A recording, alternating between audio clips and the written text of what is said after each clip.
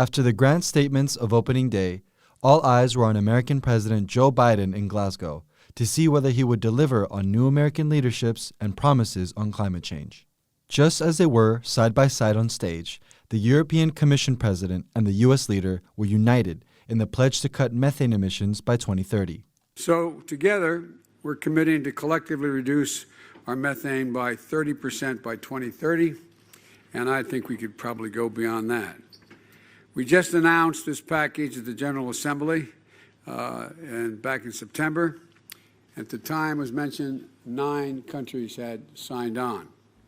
Today, it's over 80. It's approaching 100 countries that are signing on. The commitment is part of a global partnership involving more than 100 countries and is dubbed the Global Methane Pledge. But the initiative to cut one of the most potent greenhouse gases by 30% is not legally binding.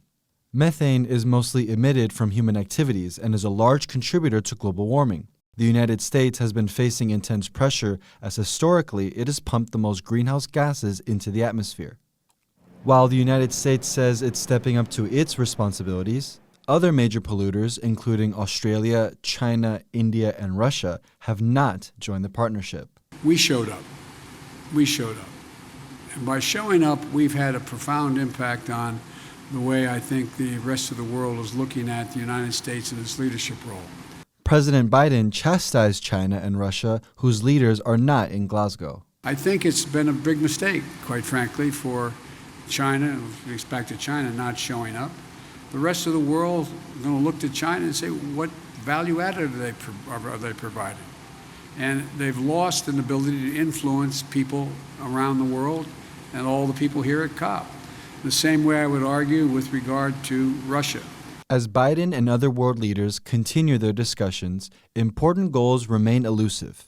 The main target of net zero carbon emissions globally has not been reached.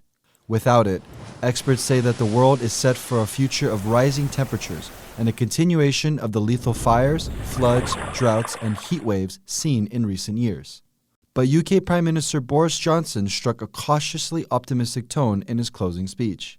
On the way to the G20 in Rome, I said to some of you on the plane that if this was a football match, then the current score would be 5-1 down in the match between humanity and climate change. And I think what you could say today, after 2 days of talks with around 120 world leaders, is that we've pulled back a goal, or perhaps even 2. And I think we're going to be able to take this thing to extra time, because there's no doubt that some progress has been made. But extra time is something that struggling ecosystems and many countries might not have. Kama Xu and Jaime Ocon for TaiwanPlus.